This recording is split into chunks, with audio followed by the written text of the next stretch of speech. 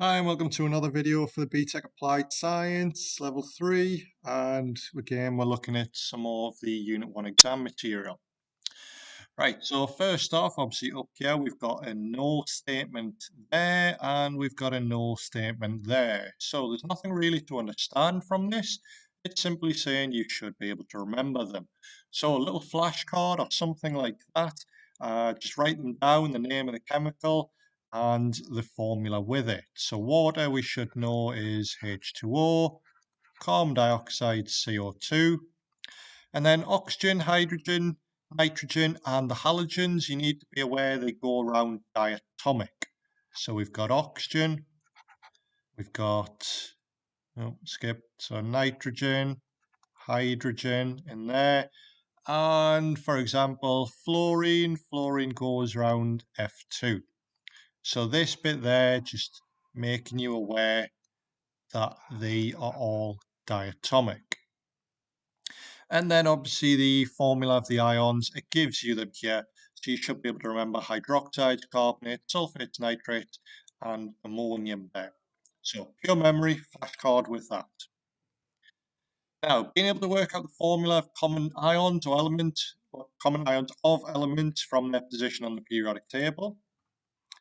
So if I just roughly sketch periodic table.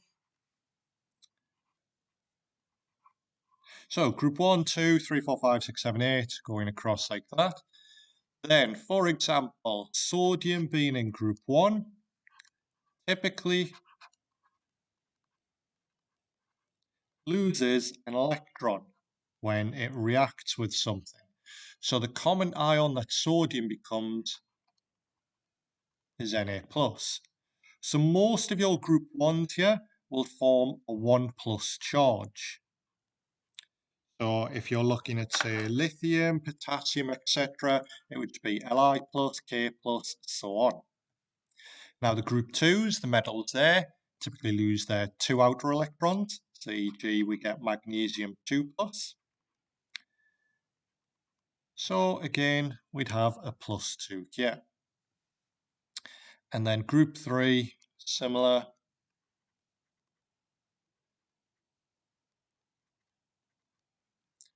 So we get a 3+ charge taking place there.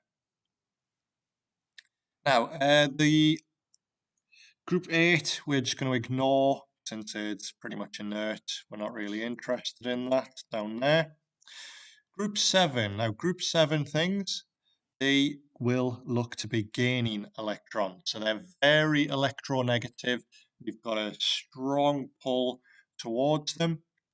So fluorine, for example, will become fluoride. So as we can see, gains a negative charge. It's picked up 1 electron. Group 6. So group 7 there, group 6. Group 6, pick up 2 electrons, so it's filling up that octet. So if it's got 6 electrons in the outer shell, picks up 2 more, gives us the octet there. Group 5, you can probably see the pattern now, would pick up 3 electrons to give the octet. And group 4, we would ignore because group 4, things like carbon, they would form covalent bonds rather than the ionic with gaining and losing electrons here. So +1, +2, +3, and then on the other side, -1, -2, -3, and that's how you just predict the formula of the common ions. And that's it. Now, be able to work out the formula for ionic compounds from their charges on their ions. So what it wants you to do is if you're given 2 ions, actually sticking them together to say what the formula for the full ionic species is. So sodium carbonate we'll use as an example. And how did I get to this? So if I say to you sodium carbonate, first off, should be ringing bells. Well, I've got sodium within there. So that's Na plus from that +1 in the group 1 there. And carbonate, as I said, you're expected to know. So the CO3, 2 minus there. And it's asking yourself, how many of these sodiums do I need to stick to this in order to cancel out the charge there? So the easiest way of doing this is what's called the crossover method, where the number 1 essentially here, we take and put down this side, and the number 2 there, we take and put down here. And hence, Na2CO3. Another way of visualizing this, if I've got CO3 2 minus, it's how many of these positive charges do I need to stick to this to cancel it out? Because if I just do Na plus and I wrote them together, NaCO3 minus. So I've not cancelled out fully that negative charge. So I would need to put another one of them on there. So it would essentially attract 2 of them to cancel out this. Hence now we'd go to Na2CO3. So you should be able to practice doing things like, say, writing out the formula of lithium carbonate, lithium nitrate, sodium sulfate, magnesium sulfate, just doing this crossover method like that. One thing just to highlight, since I've said it there with magnesium sulfate,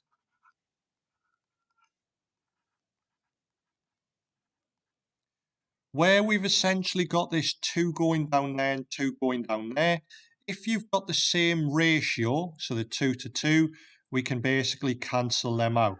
So rather than 2 there and 2 there, I can just say a 1 to 1 ratio.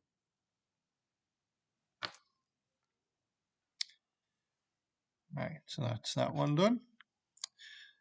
Now, being able to write balanced chemical and ionic equations for the reactions in this learning name and knowing the state symbols S, L, G and AQ and being able to use them.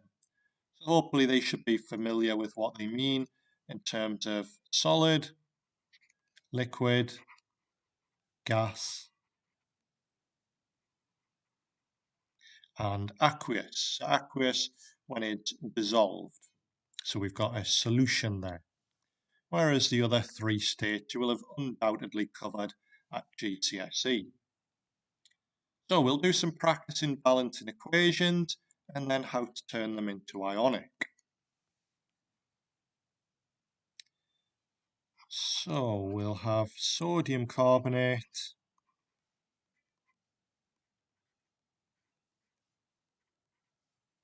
reacting with hydrochloric acid.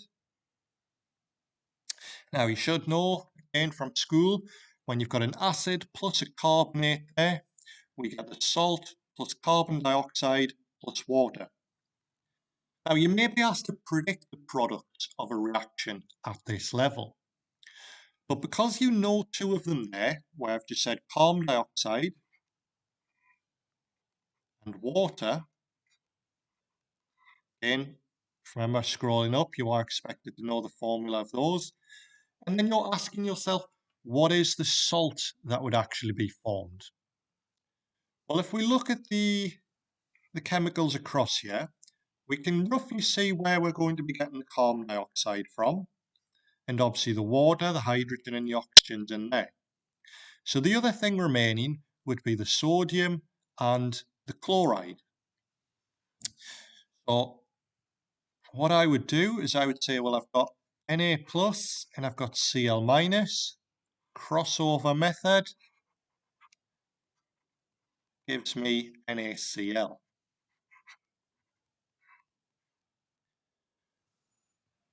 So I would always check that first, just in case you were doing something like, you might be forming sulfates or so forth across here. Now, to balance it, what I need to do is I need to make sure that the species present on the left-hand side matches whatever's on the right-hand side. So however many sodiums I've got on the left, I should have the same amount of sodiums on the right.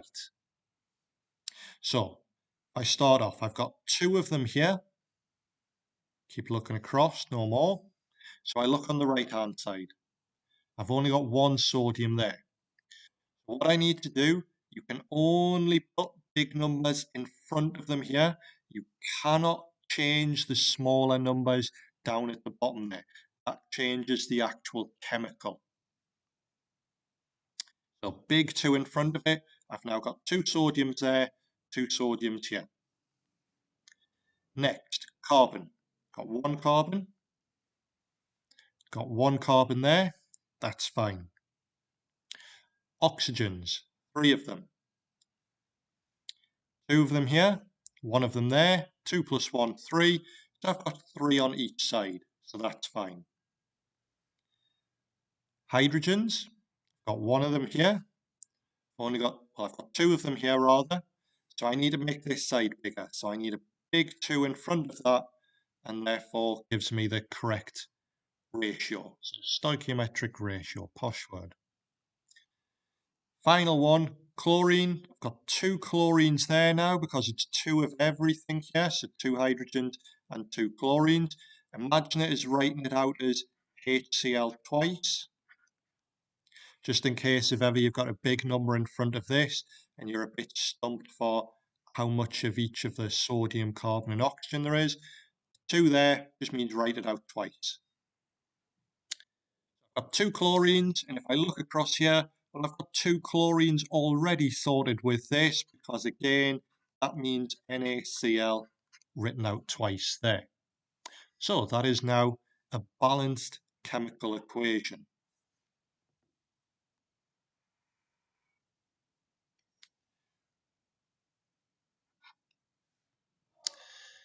In terms of their physical states, so HCl, aqueous, carbon dioxide, we should know as a gas, water as a liquid, sodium chloride aqueous. The sodium carbonate could be a solid or dissolved in water. I'm just going to say for the purpose of this one, it was aqueous and dissolved. Now, the ionic equations, these are quite tricky to do. I don't see them appear that much on the exams, so don't overly stress if they're a bit complex for you to pick up. Definitely balancing chemical equations like I've just done is a much more common skill that you need to be able to have. So I'm just going to show how I would turn this into an actual ionic equation. Now, the first thing you do is anything that's aqueous, we need to break them up into their ions. Only the aqueous. You do not touch gases, liquids, things like that we've got across here. So the carbonate ion we've got, just going to write that out first. And we should know the carbonate ion up at the top. And I've got 2 sodium ions. Now remember how I was writing it like this up here? So I need to have big 2 Na+. I'm saying 2 lots of them. Notice the slight change from when it's written in its formula there, the ionic formula, versus breaking it up into ions. I'm saying there's 2 lots of these ions. So across here, I've got 2 lots of the hydrogen ion and 2 lots chloride ion. CO2 I do not touch. Water I do not touch. And then across here, again, 2 lots of the sodium ion and 2 lots of the chloride ion. So anything of the aqueous, I've broken them up into the ions that you've kind of done the crossover method to actually make these 3 chemicals there. Now, the next step that you do, anything that's on both sides, you can start cancelling out. So you'll notice I've got 2 sodium ions there, and I've got 2 sodium ions across here. So if I just change my pen colour, start crossing out. Carbonate? No, that's carbon dioxide. That's different, so I'm going to leave that. Hydrogen ions? Nope, no hydrogen ions there, so I'm going to leave that. Chloride ions? Nope, I forgot the 2 in front of that. I've got 2 of them there, and I've got 2 of them here, because it's 2 NaCl's, 2 sodiums, and the 2 chlorides. I'd cross that out as well.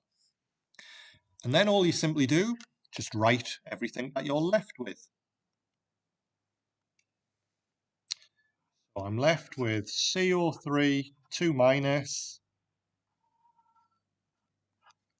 I'm going to put the state symbols in.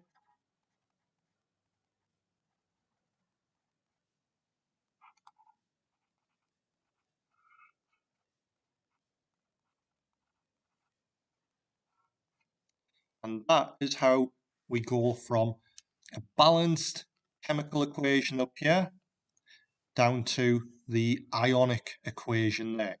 So what it does, just to sort of give you a little bit of reasoning behind it, these sodium ions don't actually do anything in the full reaction. Neither do the chlorides. They are what's classed as spectators.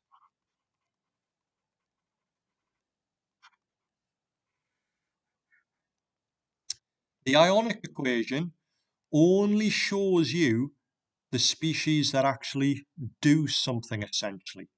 So all of this equation, the full reaction is just between the carbonate ion and the protons there, basically the acid plus the base bit, giving us the carbon dioxide and water. And yep, so we've now done that and we've talked about that. So that's it for this video. Thank you.